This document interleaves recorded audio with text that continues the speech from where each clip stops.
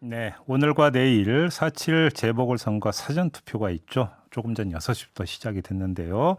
각 당은 좀 촉각을 곤두세우고 있는 상황인데 지금부터 3부에 걸쳐서 2부와 3부에 걸쳐서 양당의 입장 들어보는 시간 가져보겠습니다. 먼저 국민의힘으로 갈 텐데요. 국민의힘 중앙선대위 상임부위원장을 맡고 있는 주호영 원내대표 전화로 만나보겠습니다. 나와 계시죠? 예, 안녕하십니까. 주호영입니다. 네, 어떻게 사전투표율이 좀 높을 거라고 전망을 하십니까, 대표님? 저는 이전보다는 많이 높을 거라고 보고 있습니다. 그래요? 예, 다녀보면 요번에 꼭 투표하겠다는 분들이 많고 네. 어떤 선거보다도 국민들이 분노하고 있어서 저는 사전 투표율이 많이 높을 거라고 예상하고 있습니다. 사전 투표율이 높으면 국민의힘한테 유리하다고 보시는 거고요. 예, 저희들은 이게 이 보궐선거는 투표율이 낮은데 그렇기 때문에 조직표가 상당히 큰 영향을 미칩니다.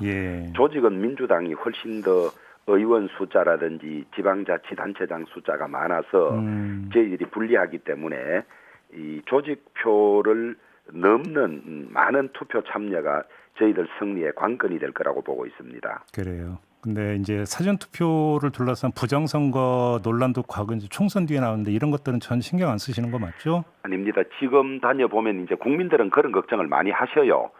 사전 선거 문제점이나 이런 걸 좀 꼼꼼히 챙기고 잘 보라고 하는데 저희들이 한 일주일 전에 선관위 책임자들을 불러서 이 사전 선거의 관리 문제라는 이런 걸 점검도 했고 또 얼마 전에 그 선거법이 개정돼서 내년부터는 관외 사전 투표함도 24시간 CCTV로 촬영을 합니다만은 이번은 관외 사전 투표에 대해서 CCTV로 촬영하는 건 없습니다만은 참관을 훨씬 강화하고 또 우체국까지 우편함을 나르는데 참관이 동행하도록 하는 등 부정을 의심받을 만한 소지를 없애는 많은 장치를 만들었기 때문에 걱정하지 마시고 사전투표를 해달라고 저희들이 요청을 드리고 있습니다. 그래요. 그러면 이제 당도 걱정을 안 하시는 거고요. 부정선거 의혹은. 저희들은 이제 더 열심히 챙겨보겠다는 거죠. 그래요. 예. 알겠습니다. 자, 그러니까 지원 뉴스도 많이 나가셨을 거 아니에요, 대표님? 그렇습니다. 나가서 보시니까 좀 체감하는 바가 어떻습니까? 이 선거라는 게 전부 자기 지지자들이 와서 열광을 하니까 그렇죠. 객관적인 데이터를 보는 것이 정확한데 여론조사가 발표될 타임까지 나온 것을 보면 한 20% 가까이 서울, 부산이 다 차이가 나기 때문에 또 저희들이 현장에서 체감하는 것도 그 정도 차이라고 체감을 하고 있습니다.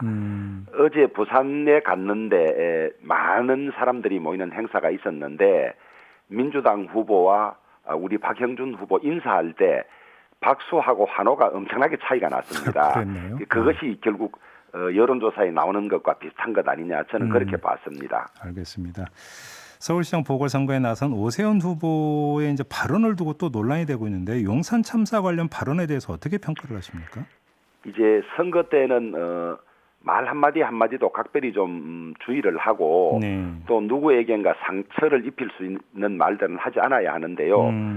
특히 선거 때는 말 한마디 한마디를 뒤집어서 자꾸 상대방들이 공격하는 그런 경향이 있기는 합니다. 하고 용산 참사를 둘러싸고는 시각들이 한 두 가지점이 있을 수 있지 않습니까?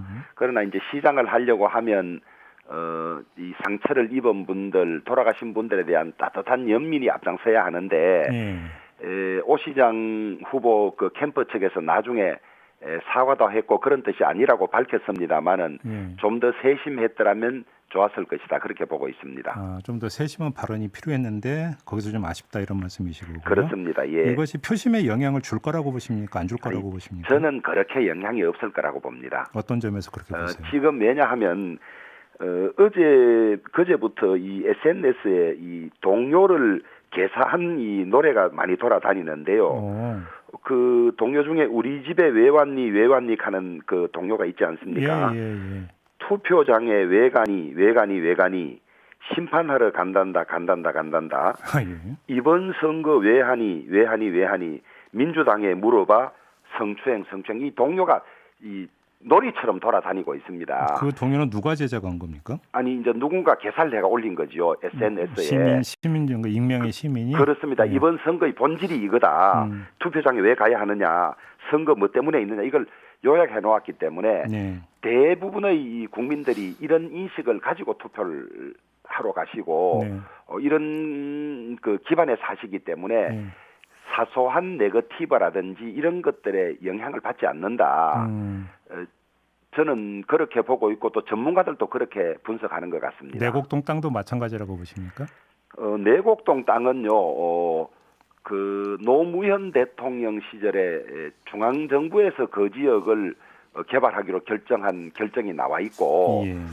또 오세훈 후보 친척의 땅이 그 제외됐다면 특혜가 될 수 있습니다. 왜냐하면 개발지역 수용되지 않고 개발지역 밖에 있으면 땅값이 엄청나게 올라가지만은 수용 그린벨트가 풀리면서 수용된다는 것은 그린벨트 풀리는 혜택을 지주가 보는 것이 아니라 그린벨트에 있는 상태로 감정한 가격이거든요. 네. 그것도 시세의 한 80%밖에 안 됐다는 것이고 수용당하는 것을 좋아하는 사람이 별로 없습니다. 없고 또 그 안에서 무슨 이 변방이나 경계선상에 있는 것이 아니고 한가운데 있는 땅이기 때문에 내 땅을 특별히 수용해 달라든지 뭐 이런 특혜가 있을 수가 없습니다. 없는데 저는 민주당과 박영선 후보 측에서 집요하게 낙인 찍기 네거티브를 하고 있다. 부정적인 인식을 심어주기 위해서 그렇게 보고 있고 이 문제에 관해서 시민들의 의견을 들어봐도 이게 무슨 뭐 오세훈 시장이 시장 시절에 뭐 그 점에서 자기 땅을 특별히 수용 안 되는 것을 수용에 끼웠다든지 수용돼야 할 것을 제외했다든지 이런 것이 아니기 때문에 문제가 없다고 이야기하는 걸 많이 들었고 따라서 이것이 이 투표에 반영되지는 않을 것이라고 보고 있습니다. 알겠습니다. 지금 민주당 같은 경우는 소속 의원 부동산 투기 의혹 전수조사를 권익위원회에 의뢰를 했는데요. 국민의힘은 그럴 계획이 전혀 없습니까? 아닙니다. 저희들은 어떤 방법으로든지 이 객관적이고 엄정한 기관을 통해서 우리 모두 조사를 받을 준비가 다 돼 있다고 이야기를 하고 있고 예. 민주당의 국회 특별위원회를 만들어서 서로 교차 검증을 하자. 민주당은 국민권익위원회에 의뢰를 했습니다마는 국민권익위원회가 조사할 권한이 전혀 없습니다. 사실은 네. 국회의원의 이 재산 변동에 대해서 국회는 국회 공직자윤리위원회가 재산 변동에 대해서 검증할 권한을 가지고 있는데요. 실질적으로 인원이 많지 않고 이래서 그 인원을 많이 보강하고 이 전문가들을 불러서 위원회를 구성해서 철저히 봐야 하는 것이 절차에도 맞고 체계에도 맞는데 최초에 민주당 의원들이 이런 농지 취득이나 부동산 특혜성 취득이 문제가 되니까 이걸 희석시키기 위해서 우리까지도 같이 하자. 당신들도 문제가 있는 것 아니냐. 이런 식으로 떠넘기기 위해서 이런 발상을 하고 요구를 하기 때문에 민주당 먼저 다 조사해서 밝혀라. 그러면 우리는 즉시 당신들이 요구하는 방법으로 조사에 응하겠다.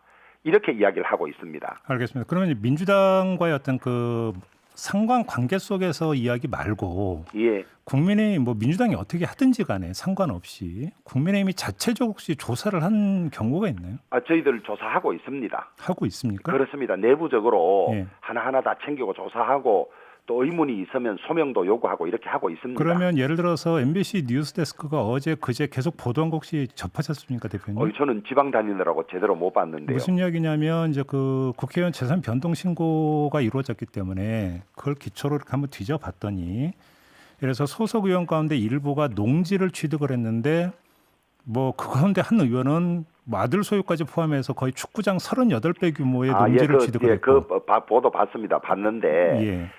그 헌법상 경자 유전의 원칙그래서 농지는 농사 짓는 사람에게만 사실 사고 팔 수가 있는데 네. 이 관리가 소홀해서 그 팔자 말자 전용도 하고 또 영농계획서나 이런 것 자체를 부실한 데도 많이 해줘서 많이 이게 흐트러져 있습니다. 네. 저희들이 대통령께서는 좀스럽고 민망하다고 하셨지만은 대통령 역시 마찬가지거든요. 예. 11년간 농사를 지어쳤다고 하셨는데 저희들은 농사 안 지은 것이라고 보죠.